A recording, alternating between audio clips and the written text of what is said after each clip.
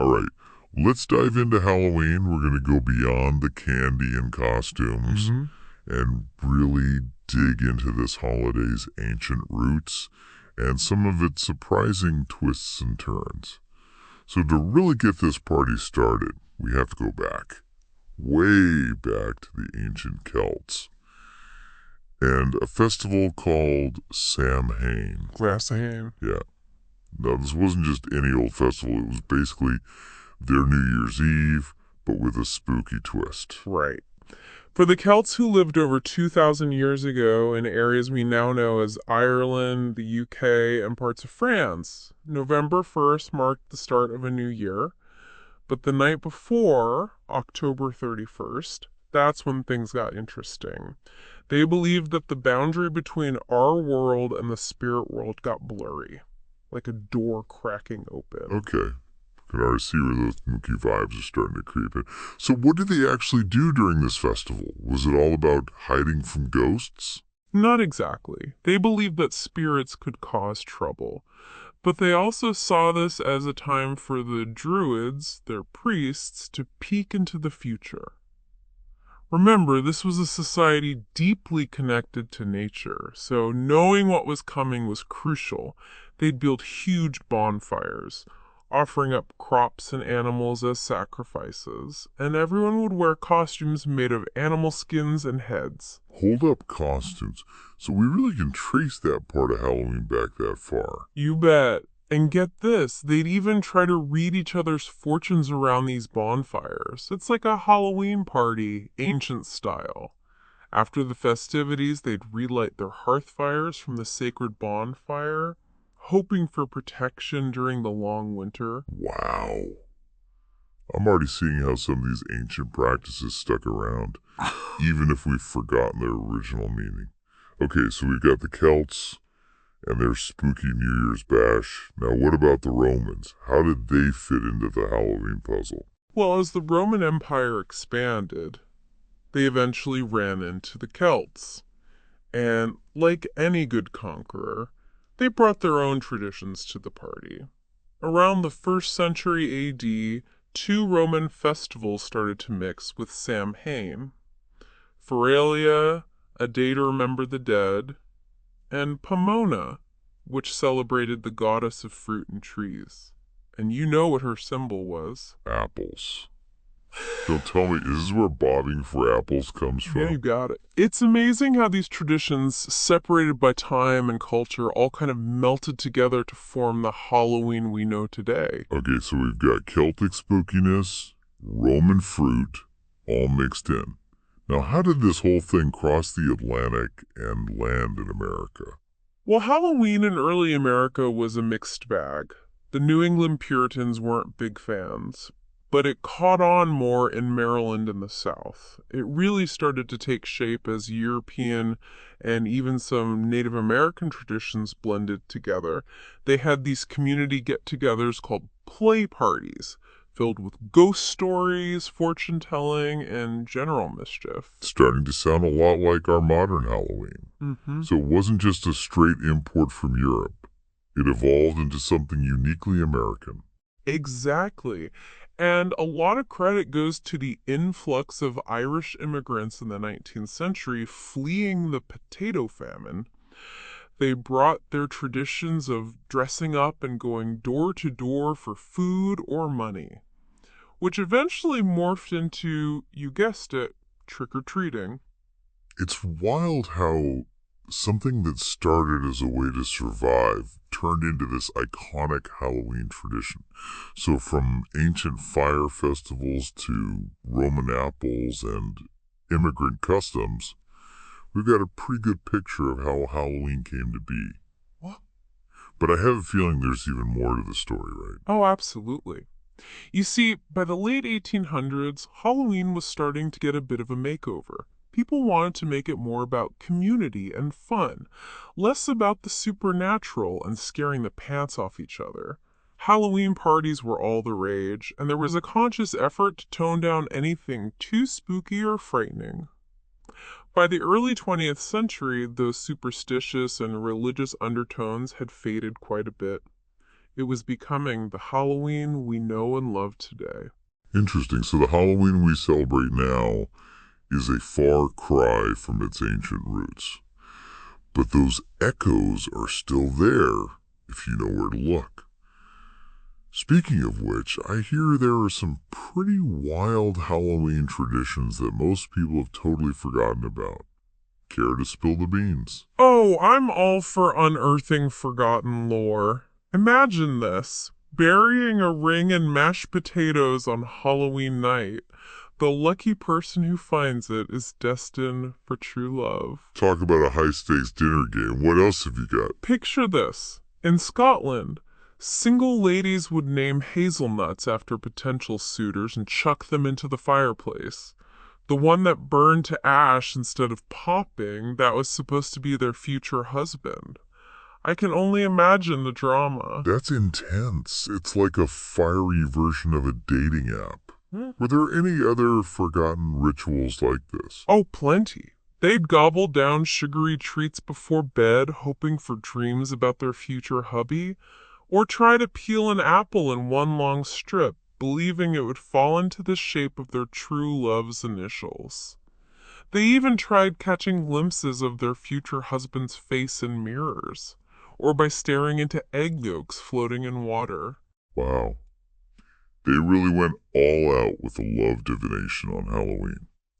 It's a reminder that while Halloween is about spooky fun, it also held a sense of hope, especially for those looking for love. But I think it's time to face the shadows a bit, because we can't talk about Halloween without mentioning its darker side. Devil's Night. Ah, yes. A twist in the tale that takes us from playful fortune-telling to something a bit more unsettling. So tell me, how did Devil's Night become entangled with this holiday? Where did it all begin? Well, the origins are a bit murky, but some believe it's linked to Mischief Night in 18th century Britain, a night for pranks and revelry. It eventually crossed the pond and landed in Detroit by the mid-20th century, where it started as a night for relatively harmless mischief on October 30th, but things didn't stay harmless for long. Uh-oh, this is where things take a turn, right? You bet. Fast forward to the 1970s, and these little pranks turned into something much more destructive. Newspapers were even publishing guides on how to goblin-proof your home and beat the devil on Devil's Night. Wow, that's pretty intense. It's hard to imagine how a night meant for fun could spiral into such chaos. What happened? It's a complex story, intertwined with the socio-economic landscape of Detroit at the time. As the city's population declined after its peak in the 1950s, vacant homes became easy targets for vandalism and arson. By the 1980s, Devil's Night had reached a terrifying peak, with hundreds of fires raging across the city. That's truly chilling. It's a stark reminder of how social and economic factors can fuel unrest and twist traditions into something dangerous.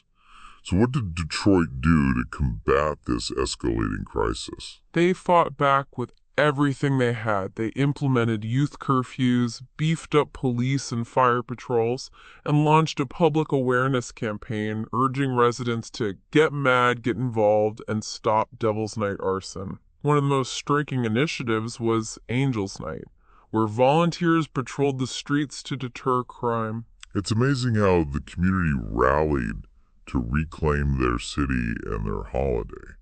What was the impact of Angel's Night? It was huge. In 1991, Detroit recorded its lowest number of Devil's Night fires in years. They even went as far as urging the media to stop using the term Devil's Night, hoping to downplay its notoriety. They even asked news outlets to avoid showing footage of the fires for fear of encouraging copycat crimes. It's remarkable how they recognized the power of language and media in shaping perceptions and ultimately influencing behavior. So from Celtic rituals to Roman influence and the evolution of Halloween in America, we've covered a lot of ground. It's fascinating how a holiday rooted in ancient traditions can have these darker undercurrents. But it's also inspiring to see a community come together and reclaim their holiday from the grip of fear. Absolutely. It's a great reminder that while we enjoy the treats and costumes, there are deeper layers to this holiday. And sometimes understanding the history and the struggles makes the celebration even richer. I totally agree. You know, it's fascinating how our personal experiences and local customs can really shape how we see Halloween.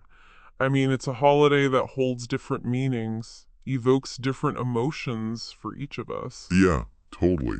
For some, it's all about those spooky thrills and chills, while for others, it's about the nostalgia and the fun traditions. I bet there are even regional variations of Halloween celebrations in America that we haven't even touched on. Oh, absolutely. Halloween is like a chameleon, right? Adapting and changing depending on where you are and who you're with. Yeah, for sure. What are some of the unique ways you've seen Halloween celebrated? Well, growing up, we had this tradition of carving pumpkins into all sorts of crazy characters. It wasn't just about scary faces, it was about letting our creativity run wild. We'd have pumpkin carving contests and put on little skits with our pumpkin creations. Oh, It was wow. a blast. That's fantastic. It's amazing how these personal touches and family traditions can add so much depth to a holiday. It's like weaving our own stories into the fabric of something much older. Right. Speaking of stories, I remember one Halloween when I was a kid. I cried bobbing for apples Yeah. and ended up getting a mouthful of water and a bruised ego. Let's just say I wasn't meant to be an apple bobbing champion. Haha, I love that. It's those little mishaps and memories that make the holiday come alive. You know, it's interesting to think about how even something as simple as bobbing for apples has a connection to those ancient Roman festivals we were talking about earlier. Right. It's like we're carrying on these traditions even if we don't realize it. Makes you wonder what other hidden echoes of the past are lurking in our Halloween celebrations. Exactly. Halloween is a tapestry woven from so many different threads. Ancient beliefs, evolving customs, immigrant traditions, personal touches, and it's constantly being rewoven as new generations add their own flair. That's a great way to put it. It's not just a static holiday, it's a living, breathing thing that keeps evolving. You know, as we've been talking about all these different aspects of Halloween, from the ancient origins to the modern twists and turns, it's become clear to me that this holiday is far more than just costumes and candy. It's a reflection of who we are, where we've been, and what we fear. And maybe even a little bit about what we hope for. Exactly. It's a reminder that even in the darkest of nights, there's always a glimmer of hope, a spark of creativity, and a powerful sense of community.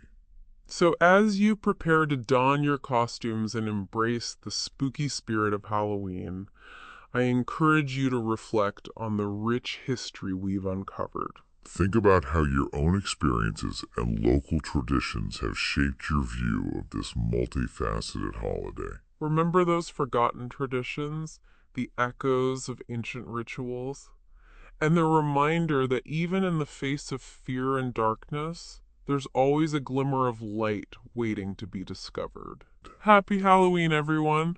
And remember, as you navigate the haunted houses and navigate the candy-filled streets, you're partaking in a tradition that spans millennia, a celebration woven from the threads of ancient beliefs, evolving customs, and the enduring human fascination with the unknown. Until next time, stay curious, keep exploring, and embrace the magic and mystery of Halloween. It's incredible how much history is packed into this one night.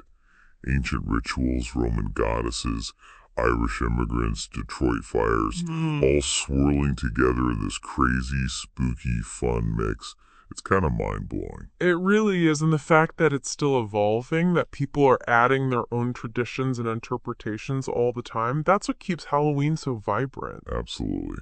Speaking of adding our own flair, what are you doing for Halloween this year? Any cool plans? Well, I can't reveal all my secrets, but let's just say I've been working on a pretty epic costume. It involves a lot of glitter and a nod to one of the forgotten traditions we talked about. Ooh, intriguing. Can't wait to see it. As for me, I'm going for the classic pumpkin carving. I might even try to incorporate some of those Celtic designs we discussed. Who knows, maybe I'll even try bobbing for apples again. Third time's the charm, right? You never know. Maybe this year you'll be the apple bobbing champion. Ugh, I can dream. But seriously, after this deep dive into Halloween's history, I feel like I'm seeing the holiday with new eyes. It's not just about the candy and costumes anymore. It's about connecting with the past, embracing the unknown, and celebrating the power of community. I couldn't have said it better myself. Halloween is a reminder that even in the darkest of nights, there's always something to celebrate, something to learn, and something to look forward to. So to everyone listening, happy Halloween. May your costumes be creative, your candy plentiful, and your night filled with just the right amount of spooky fun. And remember, if you're looking for a soundtrack that's a little less Monster Mash and a little more punk rock, cue up Halloween by the Dead Kennedys. It's a raw and thought-provoking track that will add a whole new dimension to your Halloween experience. Until next time, stay curious, stay spooky, and keep exploring the fascinating world around us.